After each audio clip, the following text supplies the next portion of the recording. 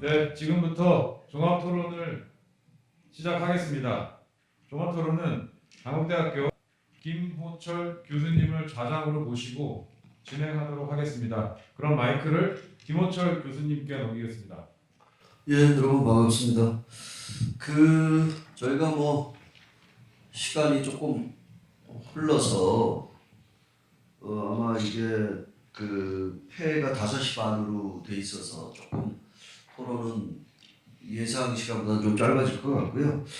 그래서 시간을 좀 절약하기 위해서 오늘 발표하신 분들은 아까 충분히 인사를 나눴고 토론하신 분들 간략한 소개를 하고 시작하도록 하겠습니다. 제 왼쪽 이쪽에서 보시면 오른쪽부터 최창규 한양대학교 교수님 나오셨습니다. 그리고 김주진 LH 연구위원님 나오셨습니다. 그리고 정광서 고양시 도시재생지원센터장님 나오셨습니다. 마지막으로 미래세안감정평가법인의 문재혁 평가사님 나오셨습니다. 자, 오늘 발표를 아까 들으신 것처럼 이영은 박사님께서 이제 도시재생의 전반적인 내용, 그리고 어떻게 보면 도시재생 사업과 감정평가의 어떤 유일한 연결고리가 되신 이재우 교수님께서 도시재생 사업과 감정평가의 어떤 활용 방안 이런 것들을 말씀해 주셨습니다. 그래서 오늘은 토론자들께서 발표 주제 또는 본인이 생각하고 계신 도시재생 사업과 감정평가에 관련된 것을 자유롭게 말씀을 해주시면 좋을 것 같습니다. 먼저 최창규 교수님께서 토론해 주시겠습니다.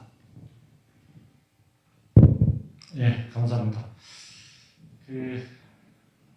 최근에는 저는 재생 세미나에는 아주 많이 온 적은 없는데 2009년부터 재생 R&D 시작해가지고 한 재작년 정도까지 여러 재생 사이트 그리고 R&D 프로젝트 MP 여러 가지 활동을 했습니다. 그리고 현재는 센터장으로 활동하고 있고요.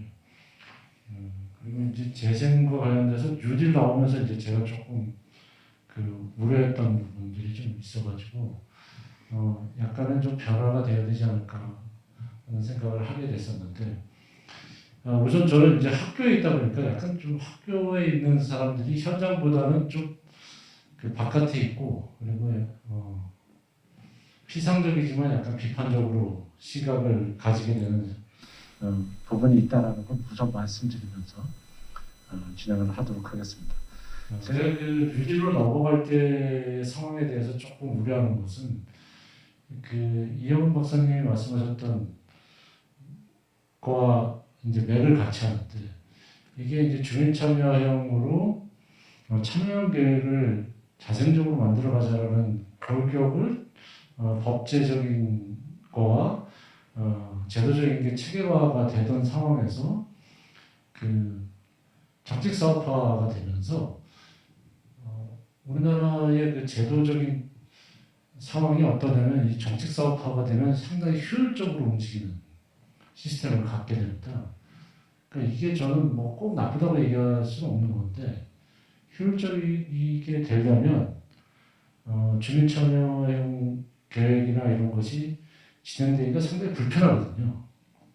시간이 많이 걸리고 그러다 보니까 또 성과를 내기가 힘드니까. 그래서 이제 고민들이 이제 생기게 되는 거죠. 그러다 보니까 이영은 박사님이 최근의 사업들에 대해서 아주 잘 설명해 주셨는데 공기업들이 적극적으로 들어가고 공기업들이 어떤 효율적인 시스템들을 만들어내야 되는 그런 부분들이 이제 정부에서 고민이 됐을 거라고 생각합니다. 저는 그게 이제 아주 부정적이라고 생각하지는 않는데 저희가 재생을 초기에 했을 때 시스템하고는 많이 달라지게 되는 것이 이제 적색 사업화하는 거고, 그리고 이게 이제 500개 사업장을 진행하게 되는 상태에서 이제 우리가 접하게 된 상황 아닌가 이렇게 생각을 하고요. 우선 이영원 박사님이 발표하신 것은 전반적으로 굉장히 객관적이고 정확한 정보를, 최근에 정확한 정보를 제공해 주셔가지고 저한테는 굉장히 이제 인상 깊었습니다. 그리고 이제 이재호 교수님 말씀하신 거는 사실 재생하고 감정평가 어떻게 연결할까에 대한 고민들이 좀 많은데, 제가 이제 예전에 정비사업과 관련돼서 관여했을 때 진짜로 객관적인 평가라는 것이 정말 필요하겠다라는 생각을 많이 했습니다. 그게 이제 여러 가지 뭐 감정평가 현장에 계신 분들이 저보다 훨씬 더 잘 알 텐데, 여러 가지 이익에 대한 부분들이 이제 첨예하게 관여하다 보니까 객관적인 값이 어느 정도일까? 완전한 객관적인 값이 아니라도 어느 정도 범위가 어느 정도일까에 대한 상당한 고민들이 생기게 됐었는데, 그때 이제 제가 같이 작업했던 분들은 비교적 객관적인 값들을 줘가지고 저도 거기에 근거해서 작업들을 진행했던 적이 있습니다. 지금 이재호 교수님 말씀하셨던 여러 가지 상황들이 아마 향후에 감정평가 쪽에서 진행해야 되는 혹은 해결해야 되는 아주 중요한 연결고리가 될 거라고 생각하는데, 특히 이제 재생 사업을 하다 보면 실제 사업화로 넘어갈 때의 그 이권이라든지 어떤 객관화되어 있는 값에 대한 것들이 굉장히 중요하게 됩니다. 이견들도 굉장히 많아지고요. 근데 이 부분에 대해서 조금 더 전문성들이 생기신 분들이 계시다면 저희 같은 사람들이 계획가들이 조금 더 의존할 수 있지 않을까 하는 생각이 있습니다. 리츠로 넘어가는 부분에 있어서 이재용 교수님 말씀하셨던 거가 이제 저도 고민되는 부분인데, 그 리츠가 모든 해결법은 아니거든요. 근데 지금 최근에 이제 리츠가 마치 그 굉장히 중요한 연결고리로서 이제 제공이 되는데, 결국에 넘어갔을 때 캐시플로우가 어떻게 나오느냐가 중요한데, 지금 재생 사업들이 캐시플로우가 굉장히 취약한 구조입니다. 제가 알기로는. 그렇게 된다면 결국에는 지금 현재 있는 사업들은 제가 알기로는 분양형이나 아니면 그 일부 지자체에서 매수 확약을 하거나 이런 구조로 지금 넘어가고 있는데, 이런 구조로 넘어갔을 때 감정평가 쪽에서 생각하는 어떤 객관화되어 있는 평가 부분은 어떻게 진행되어야 되는가에 대한 것들이 많은 고민들이 좀 있어야 될 거라고 생각이 듭니다. 특히 재생사업이라는 것이 사업성이 부족한 부분, 현재의 기준으로서 사업성이 부족한 부분에서 공적 기금들을 집어넣고 허브 기금도 집어넣고 어떤 사업화를 진행하는데, 이 얘기는 결국에 불확실성이 굉장히 증가된다는 얘기거든요. 그럴 경우에 그 감정평가 쪽에서의 접근이 좀 더 객관화되는 부분들이 있었으면 하는 게 이제 제 기대입니다. 예, 우선 이 정도로 말씀드리겠습니다. 네, 감사합니다. 시간을 줄이기 위해서 토론을 요약 정리하지는 않고 나중에 다시 말씀을 드리도록 하고요. 김주진 박사님께서 다음 토론 이어주시겠습니다. 네, 안녕하세요. 저는 토지주택연구원 김주진이라고 합니다.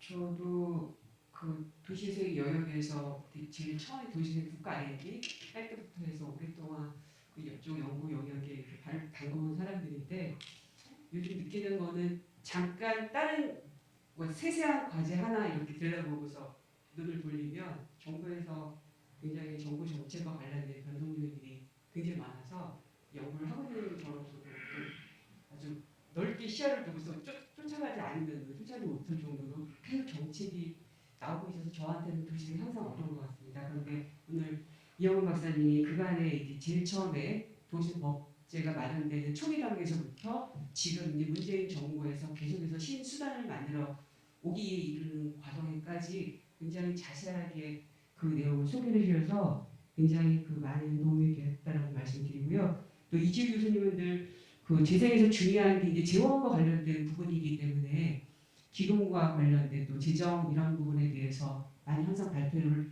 해주셨는데 오늘은 특히 이제 감정평가랑 연결시켜서 많이 얘기를 해주셔서 저한테 또 도움이 됐습니다. 저한테 금융에 대한 내용은 항상 어려운 것 같아요. 발표 자료를 굉장히 많이 자세하게 준비해 주신데도 저한테는 그 어려워서 재생 연구를 하는 사람들 늘 어렵다는 말을 하게 되는 것 같습니다. 재생 관련된 사업이 문재인 정부 들어서도 한 400여가 되게 되고 있는 상황인 거고 저도 한 4년 정도 이 뉴딜 사업 선정을 위해서 연구원이 대전에 있다 보니까 충청권을 제가 한 4년 정도 평가를 했어요. 충북 2년, 충남 2년 정도를 했는데 어떤 생각이 들었냐면 계속 너무너무 잘 되기를 바라는데 현장에서 벌어지는 거는 이 물량이 전부 쌓이 있게 되면 지자체는 그걸 쫓아가거든요. 그러니까는 지나간 사업들의 문제점을 보완할 시간이 없이 앞으로만 달려갈 수밖에 없는 그런 상황인 거예요. 거기다가 그때 정부 입장에서는 되게 잘 되길 바라니까 올해는 이걸 한번 가점을 줘보자. 핵심적 이슈가 생긴다는 거예요. 어떨 때는 상가 문제, 그 상가 문제가 나오기도 했고요. 근데 어떨 때는 또 그 주택을 정비하는 과정에서 주거 안정에 대한 걸 내니까 또 공공임대주택 얘기가 또 나올 때가 있어요. 그러면은 또 지금은 다시 또 이제 생활 SOC가 된 거죠. 생활 SOC 예산이 어마어마하거든요. 제가 어마어마하다는 것은 예전에 재생법으로 정비 사업에 대해서 전혀 이제 국비가 들어가지 않은 상황에서 재생지원청이 들어가고 국비가 조금씩 들어가는 그 규모에 비하면 저는 생활 SOC 예산 같은 경우 엄청 크다고 생각이 드는데 지금 그 생활 SOC 정책을 전부 다 재생지원에다 다 뿌리고 있거든요. 그래서 현장에 가보면 그러니까 이영 박사님도 자료에서 말씀드렸지만 공공시설이 지금 방치되어 있는 일이 있어요. 문 잠가놓고 그 건물이 있는데 그 건물을 리모델링해서 쓸 생각을 하지 않고 바로 그 옆에다가 또 짓는 건 거예요. 그래서 그거를 보고 있으면은 이게 지금 뭐지라는 생각이 들어가는 건 거예요. 그래서 중요한 거는 어떤 자원이 어떻게 있는지를 파악해서 이거 갖다가 고쳐줄 수 있는 건지 이거 고쳐쓸 만한 자산이 아니니까 철거해서 완전히 빈 공간을 오히려 미래를 위해서 그냥 이렇게 비어있는 공간으로서 여유있는 공간을 갖고 가는 게 좋은지 이렇게 진단이 필요한데 정부에서 하나하나 쌓인 내려올수록 그 쌓인에 맞춰서 가야지만 뽑힌다는 생각으로 간다는 거죠. 그래서 그 부분이 너무 안타까워서 근데 이런 부분을 지금은 막 앞으로 가야 되는 단계이기 때문에 이런 얘기를 하게 되면은 굉장히 이제 그 기술을 채워야 되는 입장에서는 이제 힘들어하셔서 이건 제 스스로의 연구가 되는 생각을 하고 있습니다. 그래서 정부의 어떤 중요한 정책 사업이 목적지향적으로 가기 위해서는 현장에서 이루어지는 일들을 피드백을 한다라고 얘기했지만 피드백을 하는데 좀 한계가 있는 거죠. 저도 충분히 이해가 돼요. 제가 담당 그 공무원이 일을 한다고 저도 그렇게 일을 할 것 같다는 생각이 들거든요. 그래서 그런 안타까움이 좀 드는 상황이었는데 특히 지방도시의 경우에는 중심시가지형 사업이나 일반거리형 이 중심 가로변에 보면 빈정보가 굉장히 많아요. 서천 같은 경우 130개가 있었고 그 다음에 당진 같은 경우 130개가 있었는데 그 빈 점포들을 다 놔두고 또 청년들을 위해 상가를 짓는 사업계획이 있는 거예요. 근데 그 사업계획이 15억에서 20억 정도가 돼요. 그래서 그걸 보고서 제일 처음 드는 생각은 비싸다. 제가 여기서 이 포인트에서 이제 감정평가 관련된 부분을 제가 떠올린 거였는데 지금 LH 같은 경우에도 빈집 매입을 해서 비축을 하는 그런 사업을 2018년도부터 하고 있거든요. 그리고 올해는 100개 정도를 한다고 되어 있어요. 다시 얘기해서 과거의 감정평가 업무들은 재개발 재건축을 할 때 종전자산, 종호자산에 대한 오랜 그 경험을 통해 가지고 누구도 뭐라고 얘기할 수 없는 보편적인 기준들이 많이 축적돼 있었잖아요. 근데 이제 재생사업으로 넘어가면서부터는 그 양상들이 굉장히 다르다는 것이죠. 그래서 제 생각에는 감정평가 영역에서 좀 어려우시겠지만 지방에 이런 전국에 있는 이런 빈집들이 어떤 형태로 있는지 예를 들어서 이번에 이제 LH가 그 빈집 내 임대 사업 관련해서는 지자체가 빈집 실태 조사를 완료한 데가 6곳이 있다고 해요. 그렇다고 치면 그 빈집들이 어떤 형태로 되어 있는지를 예를 들어서 여기 감정평가서 형태에서 영역 주제로 그런 유형별 특성을 보게 되면 이런 유형을 봤을 때는 감정평가할 때 이런 기준을 좀 고려해야 되지 않겠느냐 라는 것을 객관 입건할 수 있는 기준을 두게 되면 뉴딜 사업 대상 지역에서 그 어떤 사업을 하는데 이게 15억짜리다라고 하면 평가위원들이 그거 너무 비싼 것 같아요라고 질문을 했을 때 이러이러해서 객관적 기준이라고 얘기할 수 있는 논리적 근거가 될 수 있지 않을까. 근데 지금은 그런 게 없어서 뭐 덩어리가 뭐 20억, 30억, 50억에 걸로 막 200억이 차 있는 계획서를 보게 되면 도대체 어떻게 할 것인가 되게 걱정이 된다는 것이죠. 더군다나 그거 이어서 또 지적해 주셨지만 운영 문제인 거예요. 결과적으로 건물을 지으면 제일 좋아요. 왜냐하면 선거가 명확하거든요.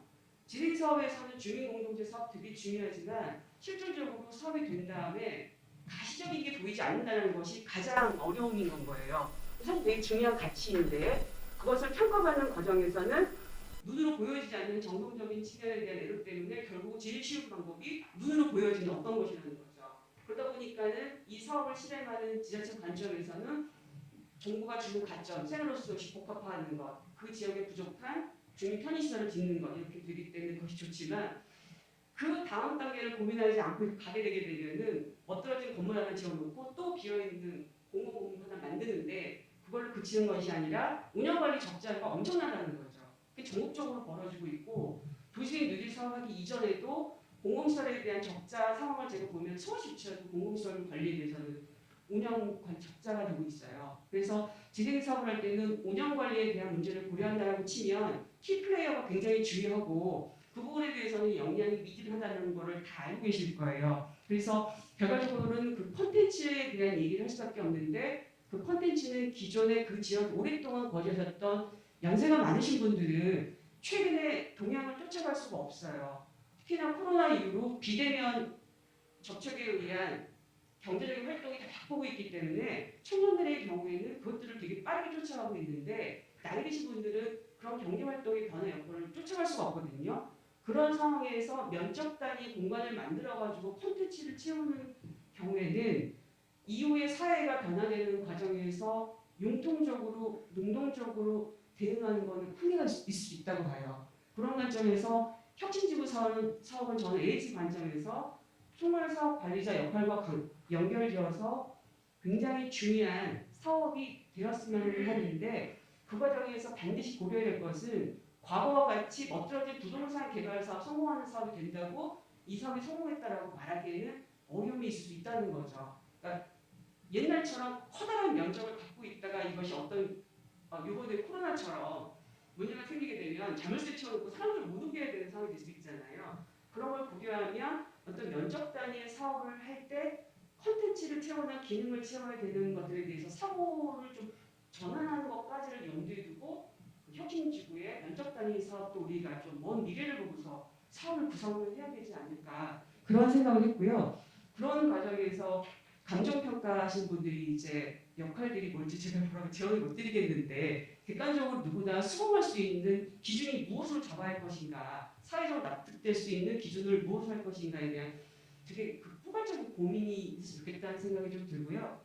끝으로 좀 더 말씀드리면은 인정사업 중에서 예를 들면 좀 디테일한 내용인데 공사중단 방치 건축물 같은 경우에 3년 단위로 실태 조사를 하고 있는데 방치 건축물의 경우에 구조사 분들이 그걸 실태 조사하고 있어요. 근데 제가 연구를 해본 걸로 보면은 구조적인 안전에 대한 문제도 중요하지만 그것들에 대한 사회 경제적인 가치에 대한 것도 조사가 저는 필요하다고 보여지거든요. 그래서 그런 관점에서는 감정평가사 분들이 공사중단 방치 건축물에 대한 실태 조사에서도 어느 정도 참여하실 수 있는 그런 게 있지 않을까 이런 생각이 들어서 그 부분을 좀 말씀을 드리겠습니다. 그리고 기부와 관련해서 잘 모르는데 한 가지 제가 현장에서 청년 그 사업을 하고 있는 사람들을 좀 인터뷰하다가 들었는데 허브가 기금이 주는 돈 별로 도움이 안 된대요. 왜냐면 너무 조건이 까다로워서 말로는 청년 일자리 얘기를 하고 있지만 우리한테 도움이 안 된다. 돈 안 받고 하는 게 차라리 낫겠다 얘기를 했고 그 다음에 주거지역 관련해서 많이 얘기가 나와 있는데 지방에 내려가가지고 정착살이 하려고 하는 청년들이 있거든요. 그래서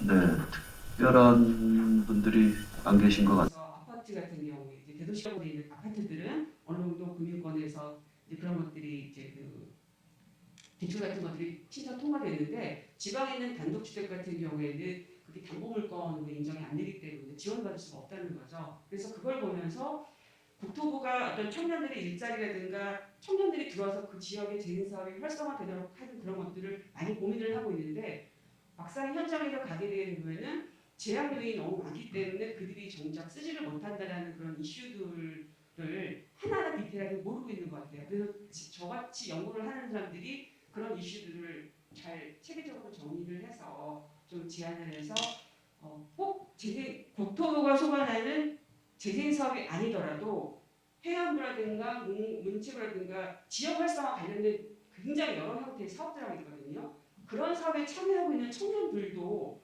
다 이렇게 지원받을 수 있게, 그러니까 국토부가 하는 재생 사업에 들어온 플레이어들만 기금을 지원한다라는 게 아니면 좀 포괄적인 관점에서 그들이 들어올 수 있게 되면 결과적으로 그 지역 자체가 활성화가 되게 되면 저는 국토부의 도시행 성과가 그렇게도 저는 보일 수 있다고 생각을 해요. 그래서 국토부 도시행 정책이 너무 국토부가 하는 단위 사업에 국한되지 않고 좀 포괄적인 시야에서 정말 재생의 성과가 나올 수 있도록 이렇게 포용적인 시각으로 좀 정책을 했으면 좋겠다는 생각이 들고 제가 이거 저한테 좀 그런 생각입니다. 그래서 예, 그런 거를 좀 고민해 봤습니다. 예, 이상입니다. 네, 감사합니다. 다음은 조광서 고양시 센터장님 토론 있겠습니다. 두 분 발제 너무 재밌게 잘 들었고요. 이재우 교수님 내용도 그렇고 특히 이영은 박사님의 그 10페이지의 쟁점의 변화 내용은 저도 오늘 와서 공부를 되게 많이 했습니다. 여기 오신 분들이 현장에서 코디네이터 하시는 교수님도 계실 거고 아까 보니까 이제 현장 센터장도 경임하신 분도 계실 것 같은데 수사하게 지금 필드에 있는 사람은 전 것 같아요. 그래서 많은 분들이 좀 얘기를 해주시는데 시간이 되게 짧잖아요. 엄청 많이 적었는데 이재우 교수님 발표하실 때는 제가 안 적었어요. 다 오늘 얘기를 할 수가 없기 때문에. 근데 이제 제가 말씀드릴 때 저희가 특히 현장에서 센터에서 얘기할 때 요거 세 가지를 좀 말씀드려요. 여러 가지를 말씀드리는데 머릿속에 이 프레임에 인적 자원, 그러니까 휴머네요. 그다음에 이 휴머네, 인적 자원들이 만들어내는 그다음에 인적 자원으로부터 나오는 니즈, 소프트웨어, 콘텐츠, 그리고 이 콘텐츠를 실행시킬 수 있는 하드웨어, 공간 시설 자원. 최근에는 더 나가서 소셜 이펙트, 그러니까 마을 기업, 협동조합, 사회지역 기업, 실제 지속 가능성을 담보할 수 있는 어떤 사회 경제적 조직, 이렇게 이제 네 가지를 얘기하는데 이 네 가지의 틀을 가지고 좀 담아보시면 약간 정리가 되실 거라고 생각이 좀 들고요. 지금 그래서 생각나는 중요한 것 좀 몇 가지를 말씀드릴게요. 아까 이영은 박사님이 그나마 이번 시즌 1에서 도시행 시즌 1에서 뭘 좀 건질 수 있을까 할 때 기초센터의 역할이 사실은 기대가 굉장히 컸었어요.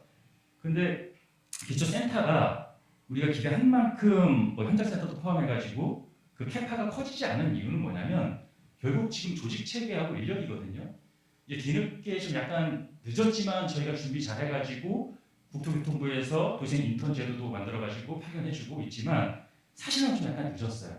그러니까 해마다 100개씩을 채울 수 있는 그걸 할 수 있는 전문성을 갖고 있는 인원이 안 나오는 거죠. 그래서 작년에는 도시의 거점 대학원도 만들었었고요, 그렇죠? 그래서 거점 대학원도 선정이 됐고, 그래서 그 인력 역할 그런 것들이 좀 필요한데 그게 좀 아쉬운 게 있고, 근데 다만 인식은 진짜 많이 바뀌었어요. 저희 고양시 같은 경우는 창녕, 상기, 신도시도 하고 있잖아요. 그럼 저희 기초센터가 어떤 역할을 하고 있냐면 도시행 지원센터가 있는데 이 지원센터가 어떤 걸 되게 잘해? 지역의 자원, 지역의 유산 이런 것들을 다 아울러서 제가 말씀드렸지만 인적 자원, 콘텐츠, 공간 시설까지 다 아울러가지고 이걸 가장 잘 조사하는 게 어디야? 따지고 보니까 도시재생 지원센터인 거예요. 그래서 창녕 3도시에, 창녕 3기 신도시에 그 34단, 64단에 들어가가지고 지역자원 조사를 하는 게 저희예요. 그래서 저희가 내일도 들어가고 12월 3일도 들어가고 뭐 이런 영향이 예상하지 못한 이런 영향도 좀 커지는 게 있고, 근데 이걸 좀 더 말씀드리기 좀 어려워요. 여기서 좀 멈추고 다음에는 뭐냐면 되게 신기했던 게 뭐냐면 이렇게 감정 평가하는 곳에서 재생을 하다 보니까 저도 되게 신기했거든요. 그럼 뭘 좀 말씀드리고 싶었냐면 이제 사업에서 아까 말씀드린 거점 공간은 하드웨어거든요. 공간 시설 자원인데 유들 사업할 때 5가지 유형에 공통적으로 들어가는 게 이 거점 공간입니다. 왜냐하면 세태 지역은 기본적으로 주민들이 모여서 떠들고 이야기 나눌 수 있는 공간이 없어요. 그래서 공식적으로 반드시 도시재생을 할 때 너희들이 선 확보를 해야 된다는 게 공간 자원이었어요. 그게 거점 공간인데 그러면 한번 보세요. 해마다 100개씩이나 하고 500개인데 이 거점 공간의 가장 지금의 역할은 뭐냐면 공동체, 커뮤니티형이거든요. 그냥 모여가지고 얘기하고 니즈 듣고. 그러니까 이게 어떤 수익을 발생하는 게 아니에요. 그러면 그렇게 많이 만들어 놓은 이 거점 공간의 가치를 어떻게 평가할 거냐? 초기에 이 커뮤니티형인 거점 공간은 감정평가하거나 가치 평가할 때 낮을 수밖에 없어요. 근데 여기서 그 인적 자원들이 모여서 떠들고 의논해가지고 나중에 마을 기업이 만들어지고 협동조합이 만들어지고 사회적 기업이 만들어져가지고 그 공간 자체가 커뮤니티형에서 비즈니스형으로 바뀐다라는 가치가 달라지는 거거든요. 그 공간의 가치가 너무 변화가 큰 거예요. 이런 것들 우리가 어떻게 평가하지? 어떻게 예측하지?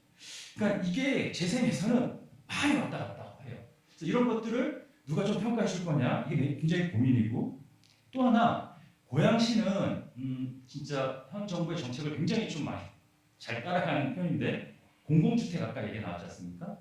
저희가 시비를 저희가 고양시 현재 민선 7기 들어와가지고 기금과 특별회계가 그거를 100배 이상 그러니까 거의 어떤 수준을 1,000원까지 확보를 했어요. 이제 1,000원까지 확보했는데 그걸 가지고 하고 싶은 게 공공주택, 사회주택, 청년주택인 거예요. 근데 아시겠지만 청년주택, 사회주택에 대한 인식 때문에 이게 들어갔을 때 우리 마을에 대한 가치를 떨어뜨린다. 집값을 떨어뜨린다. 그러니까 하고 싶어도 못하는 거예요. 근데 사실 사회주택과 공공주택이 들어와가지고 집값을 떨어뜨린다라는 연구 결과는요 거의 없어요. 있다고 하더라도 케이스가 너무 달라요. 그러면 이런 것들을 누가 주민에게 객관적으로 가장 잘 전달할 것인가? 청년이 유입됐을 때 당연히 골목상권이 활성화될 수밖에 없어요, 여러분들. 20대, 30대가 가장 많이 소비하는 게 골목상권인데 우리는 그런 것들을 타겟으로 사회주택을 만들겠다고 하는데도 반대가 너무 심해요. 같은 색깔 안에서도 반대가 되게 심해요. 이거 찍고 계셔가지고 제가 이런 말 해도 될지 모르겠지만 막 그래요. 그러면 누군가는 제3자의 어떤 전문가 그룹이 이런 공공주택이 들어왔을 때 이 지역에 일반 근린형에서 골목이 어떻게 살아나고 이 골목이 살아날 때 오히려 주변의 집값까지 어떻게 긍정적으로 우리가 납득할 수 있을 정도로 올릴 수 있는지 그런 것들이 제가 오늘 와서 오히려 또 공부하면서 이 또 감정평가사분들의 역할이 아닐까 그런 생각이 들어서 그래서 감정평가하면 약간 그런 느낌이 있거든요. 약간 기계적 사고, 숫자. 약간 이게 철학적 사고가 좀 필요하다. 그런 것들을 좀 잘 섞으시면 역할이 좀 많이 확대될 것 같다는 생각이 들고요. 좀 제가 욕심을 좀 버리고 한 가지만 더 말씀드리겠습니다. 협업이에요, 협업. 뭐냐면 다양한 기관에서 도시재생과의 접목을 시키겠습니다, 여러분들.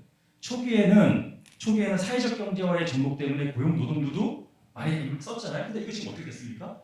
국토교통령 예비 사회적 기업을 만들었는데 얘들이 사회적 기업으로 못 가요. 왜냐하면 국토교통령 예비 사회적 기업은 마을에 대한 변화, 하드웨어 물론 탄 거지만 그걸 보는데 고용노동부에서 예비자 빼고 사회적 기업으로 가려니까 어떤 평가위원들이 내려오죠? 사람만을 고용노동부 자체가 사람만 그런 사회적 기업인데 왜 취약계층을 고용 안 하고 있어요? 왜 장애인을 고용 안 하고 있어요? 그런데 그분들을 무시하는 게 아니라 이 마을을 세태한 마을을 바꾸는 게 얼마나 힘듭니까? 그 전문성을 갖고 있는 인원들을 그렇게 채울 수가 없어요. 와가지고 인정을 하나도 안 해줘요. 지금 국토교통령 예비 사회적 기업들이 그래서 물론 사례가 있지만 사회적 기업으로 못 가는 경우거든요. 그 오죽했으면 국토부가 정 안 되면 내년에 추천서를 좀 써주겠다고, 국토교통부 추천서 써주겠다고. 그러니까 이런 상황들. 한국 디자인 진흥원도 마찬가지거든요. 디자인, 세테드, 안전마을 되게 중요한 거니까 초기에 접목 시도했어요. 근데 못 들어가요. 왜냐하면 또 하나 제가 중기부의 소상공인시장진흥공단 가가지고 또 재생을 제가 좀 강의하는데 너무나 막 열정적이세요.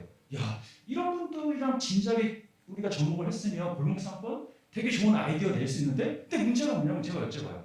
선생님 중심시가지하고 일반 빌딩의 차이가 뭐죠? 골목상권의 대가가 그걸 보세요. 그러니까 도시재생 회의에 와가지고 이게 일반 근린형 회의를 하는데 이게 뭐지? 중심시가지형 회의를 하는데 이게 뭐지? 못 들어오시는 거예요.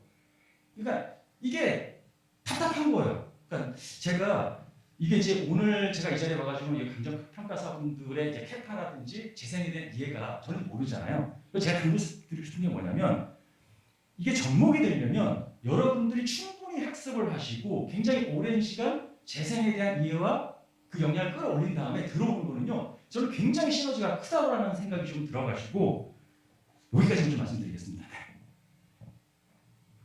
네. 감사합니다. 마지막으로 미래세알의 문재혁 평가사님 토론 있겠습니다.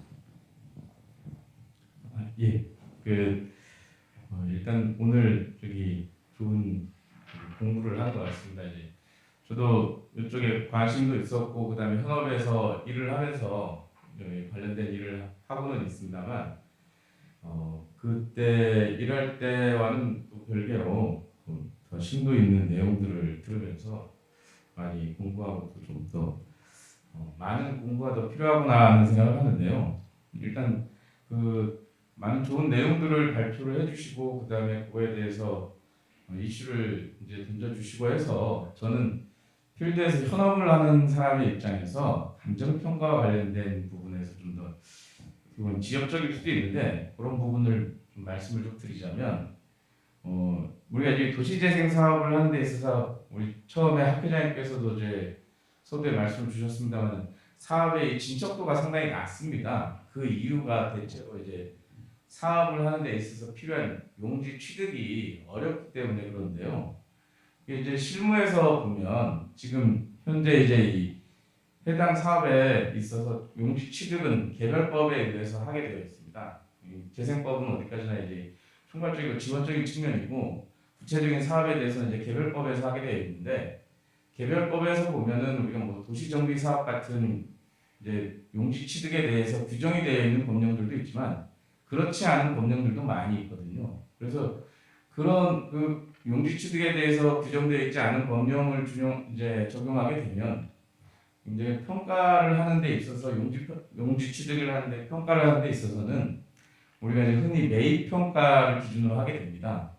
그럼 이제 소유자 입장에서는 똑같이 공공의 필요에 의해서 본인의 이제 사유재산권을 취득을 하는데 공공사업으로 보상으로 취득을 할 때하고 매입으로 취득할 때하고의 그 대가가 이 소유자 입장에서는 다르거든요. 보상으로 하게 되면 뭐 주거이전비라든가 세입자에 대한 대책이라든가 생활대책적 측면이 더 플러스가 되는데 단순히 매입으로 하게 되면 그 생활대책적 측면이 없어지기 때문에 거기서 나오는 차이나 이런 것 때문에 실질적으로 현업에서는 이 용지 취득이 어려운 부분이 많이 있습니다. 그래서 그런 부분을 해결하는 하나의 방법으로는 어떻게 보면은 우리가 지금 재생법에는 용지 취득에 대한 규정이 없는데 그 부분을 보상법을 준용한다든가 아니면 개별 사업에 있어서 좀 더 이 소유자의 재산권 보장하는 측면에서의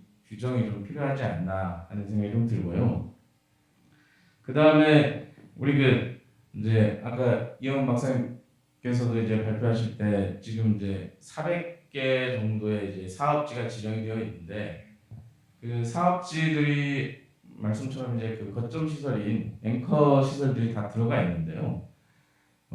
저도 이렇게 현업에서 보다 보면 막상 계획돼 있는 예산보다 그 후에 소요되는 그 금액들이 더 많은 부분들이 좀 있습니다. 그래서 어떻게 보면 그 사업지 지정할 때 최소한 그 하드웨어적인 시설들, 그 물리적 시설들에 대한 현재의 사업비 플러스 앞으로 향후의 운영비에 대한 세밀한 검토가 좀 필요하지 않나 싶고요. 그런 부분은 예를 들면 우리가 리츠할 때 이제 사업계획 평가서를 작성하듯이 그런 부분을 통해서 제도적으로 좀 검토를 통해서 사업지의 사업지의 경제적인 측면도 좀 고려하는 게 필요하지 않나 싶습니다. 그리고 그 도시재생과 감정평가 관련돼서는 이주 교수님께서 이제 정리를 잘 해주시고 그래서 저도 이제 몰랐던 부분들이 많은데요. 우리가 이제 일을 하다 보면 도시재생 사업하고 그다음에 이제 대규모 사업으로 이제 소규모 사업이 도시재생의 그 조그만 주거지 지원형 같은 사업이 있고 그다음에 대규모 사업으로 혁신주거 사업이나 아니면 경제 기반형 사업들이 있는데요.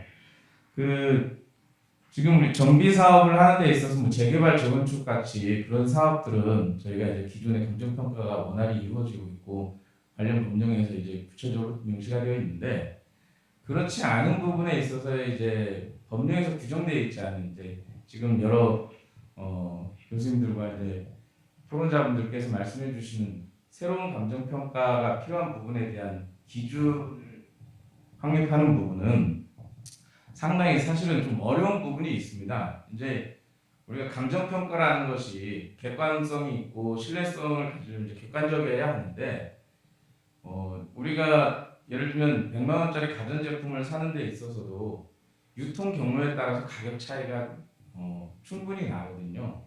근데 우리가 얘기하는 이 부동산에 대한 가격은 아까 말씀 주신 이제 뭐 주위 환경이 워낙 다양하게 변화하는 상황 속에서 장래의 가치를 현재로 환원해서 부동산의 가격을 판단하는 게 사실 쉽지도 않고 그다음에 판단하는 주체에 따라서 편차가 워낙 클 수 있는 부분이 있습니다. 그래서 이런 부분들에 대해서 좀 더 객관성을 지니기 위해서는 저희 내부적으로도 관련 규정이나 기준을 확립하는 것도 필요하지만 그에 못지않게 또 하나는 이제 이 제도적으로 이러한 부분에 있어서 감정 평가를 해야만 하는 그런 강제성이 좀 필요하지 않나 싶습니다.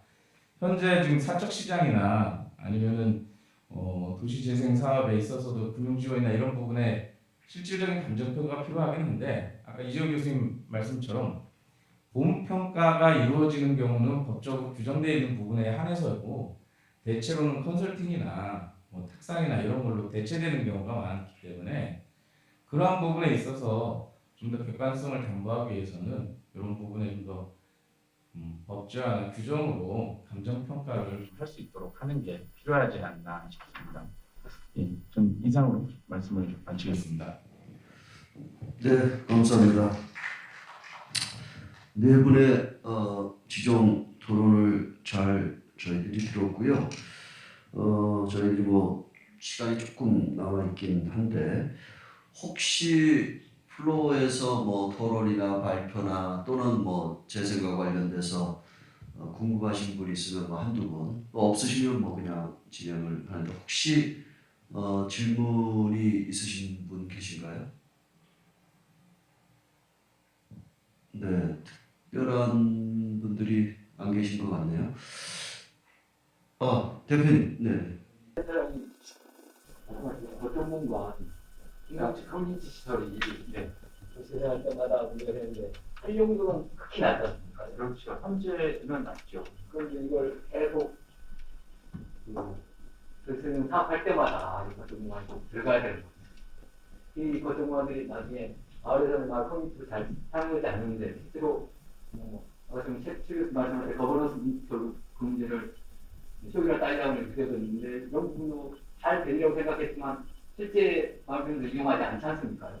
그러면 나중에 운영비만 또 소외되는 거죠. 그렇죠. 그중 얘기는 마을교육을 사회적으로 가겠지만 그걸 못 가는 상황에서는 예전에 사업 계획 단계에 있어서 수혜 박힌 하드웨어 시설을 넣을 게 아니고 지역적 상황을 고려해서 넣어야 되는 거 아닌가? 뭐 그렇고요. 일단 초기에 저희가 약간 놓쳤던 초기에 약간 놓쳤던 부분이고 최근에는 이게 가이드라인도 강화되고 이제 많은 평가위원들이 이제 고도화되시면서 그것들을 많이 보세요. 활성화 계획 자체에서. 그래서 지금은 이제 요구하는 게 뭐냐면 어차피 뉴딜 사업은 마중물 사업이거든요. 근데 아무리 우리가 이거를 처음부터 비즈니스형이라든지 수익 창출할 수 있는 지속 가능성을 얘기해도 마중물 사업 기간 3년에서 4년, 5년에는 그건 불가능해요.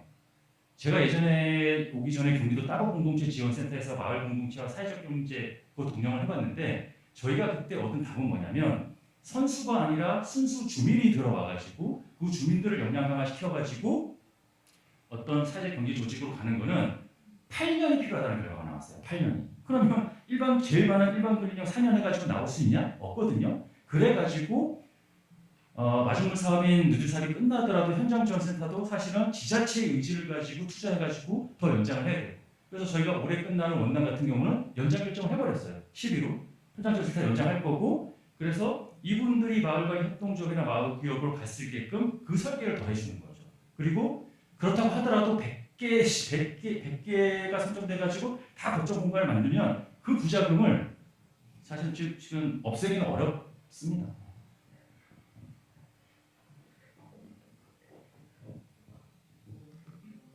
네, 회장님.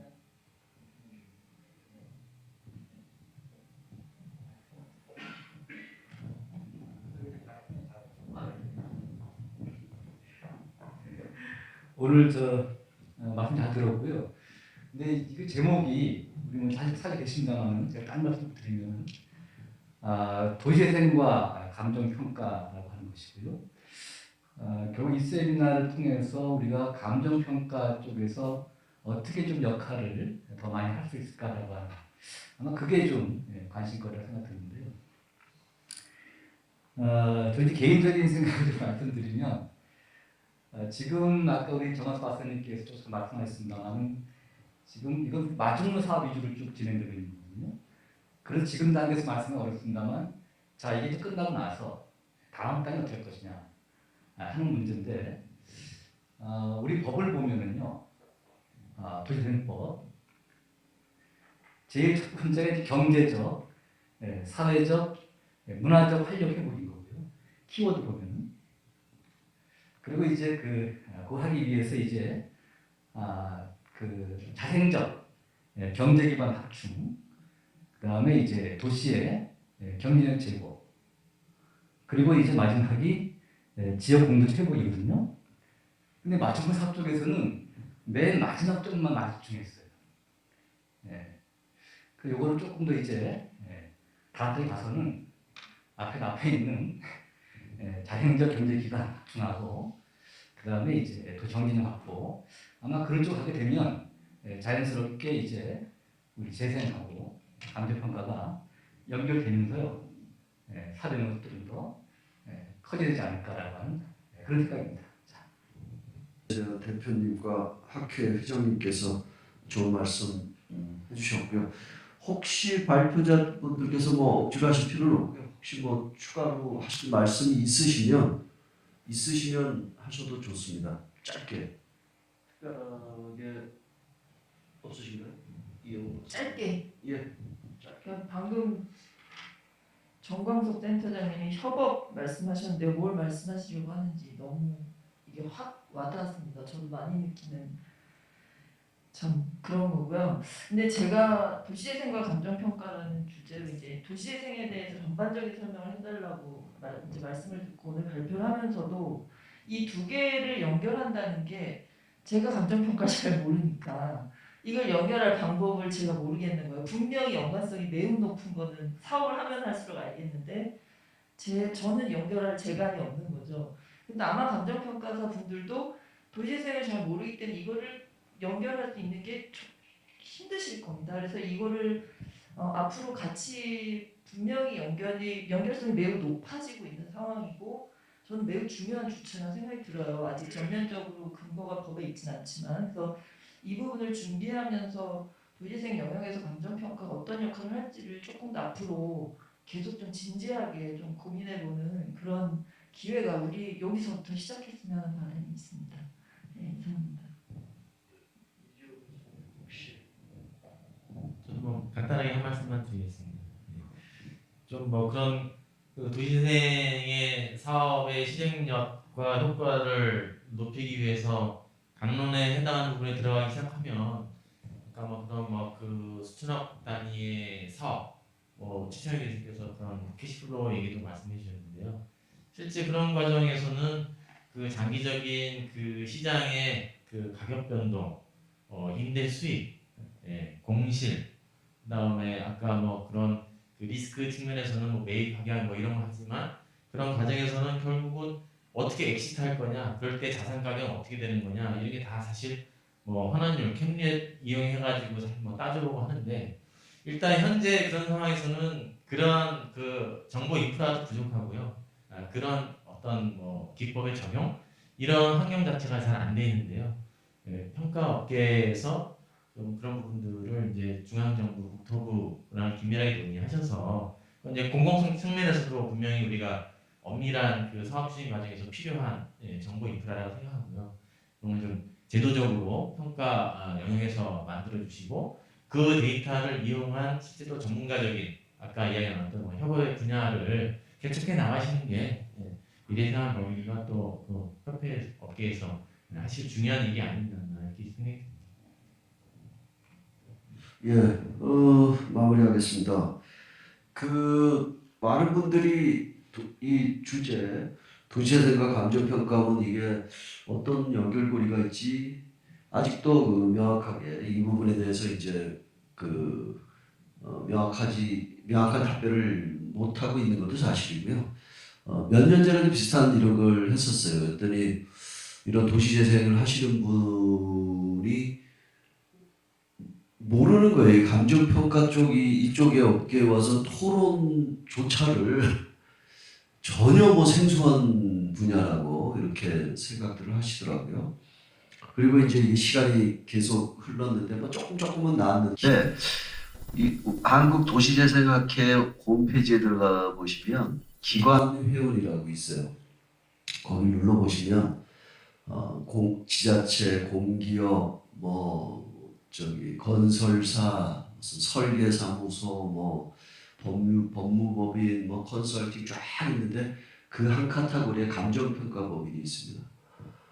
감정평가협회도 기관회원이고 이 대형법인 그리고 중소형법인 포함해서 11개 법인이 기관회원으로 되어 있어요. 그 얘기는 이 학회가 만들어질 때부터 사실 감정평가사의 역할이 있을 거라고 우리가 고민을 했었고 또 실질적으로 평가법인의 그런 지원도 있었던 것도 사실입니다. 또 저도 개인적으로 예전에 꽤 오래된 것 같은데 서울의 어떤 재생사업 지구를 한번 잠깐 몇 개월간 맡아서 해본 적이 있었는데 그때 주민지원센터인가요? 그거를 이제 복합화 시키려고 했었어요. 근데 제일 먼저 한 게 평가사한테 제가 이거 도대체 얼마 정도 해야 되는지 이제 공식적으로 하진 않았고요. 그렇게 해가지고 금액이 나와서 거기에 맞춰서 사업 예산을 잡았어요. 그래서 서울시에다도 이게 평가법인에서 얼마 하니까 요거는 여기가 우리가 요렇게 비용이 요렇게 들어가고 요걸 팔면 어떻게 되고 그 평가사한테 도움을 받았고요. 이재우 교수님이 발표한 자료 중에 공간지원 리츠라는 거 리츠를 재생사업에서 도입을 하는 걸 우리가 학회 차원에서 처음으로 용역을 했었어요. 그때도 연구진에 평가사가 있었는데 사실 상당히 많은 도움을 받았어요. 이게 리츠나 이런 자금 흐름이라든지 이런 거 할 때도 이 평가사의 그런 용역. 지금 또 저희가 재생사업을 한 번도 하지 않은 공기업, 한 번도 재생사업을 해보지 않은 곳에서 대형 사업을 하나 구상을 해서 하는데 조 단위의 사업으로 그런데 거기에도 평가사 한 분이 계신데 거기 있는 연구에 다양한 분야의 사람들이 계신데 그분들이 평가사가 필요하다고 말씀들을 하시더라고요. 자, 우리가 지금 당장 도시재생사업과 감정평가라는 것이 이렇게 떨어져 있다고 생각이 되지만 사실은 우리도 모르는 사이에 감정평가사의 역할이라는 게 분명히 있습니다. 그리고 아까 김주진 박사님도 말씀하셨지만 이게 국토부 사업뿐만 아니라 이게 부처 연계 사업이기 때문에 타부처까지도 확산될 수도 있고 그래서 보시면 젊은 평가사분들이 이제 젊은 분들이 계신데 지금 하고 계시는 감정평가 은행 쫓아다니고 무슨 재건축 재개발 조합 쫓아다니고 개발사업 그쪽에 가서 막 하고 이런 평가사의 업무에서 업무 영역에 다각화는 분명히 있어야 될 거고 또 지금 당장 어떤 커다란 시장이 아닐지라도 여러분들이 조금씩 이런 것을 이해하면서 여기서 평가사의 역할은 무엇인가를 찾아가는 것도 이것도 상당히 중요한 일이라고 생각이 듭니다. 그래서 이 세미나도 그래서 거기 우리 이 학회의 기관회원입니다. 평가사 협회도 그렇고 그래서 거기 내가 아까 앉아서 눌러봤어요. 그랬더니 이제 미래세안의 홈페이지로 넘어가더만요. 넘어보니까 뭐 거기 보도자료도 있는데 앉아서 이렇게 눌러보니까 다양한 뭐 활동들을 하고 계신데 오늘 세미나가 뭐 오늘 오신 분들이 왜 이런 세미나를 하는 건지 하고 생각하실지 모르지만 사실은 이게 앞으로 감정평가사들이 앞으로 해야 될 새로운 업무 영역에 또 단초를 제공할 수도 있는 거고요. 그래서 여러분들이 이런 계속적인 노력, 지속적인 노력을 통해서 감정평가사의 역할이 확대되는 것이고요. 분명히 역할은 있거든요. 제가 아까 사례를 말씀을 드렸잖아요. 실질적으로 나도 활용을 했다. 그리고 이분들이 있으니까 편한 거예요, 너무. 뭔가 큰 정책 연구를 하는데도 이분들이 있으니까 좀 더 정확한 데이터를 제시할 수도 있고. 그래서 그거는 분명한 사실인 것 같고 이재호 교수님이 잘 뭐 여러 가지 분야에서 이제 정리를 해주셨는데 앞으로 이런 세미나를 통해서 우리 감정평가사 특히 미래세안은 또 연구원까지 있는 뭐 우리나라 대형 법인 중에서 부설 연구원까지 있는 법인 아닙니까? 그래서 이런 쪽에서 지속적인 이런 노력을 통해서 도시재생과 감정평가의 어떤 연결고리를 계속적으로 만들어 주시기를 부탁을 드리면서 오늘 세미나를 마치도록 하겠습니다. 감사합니다.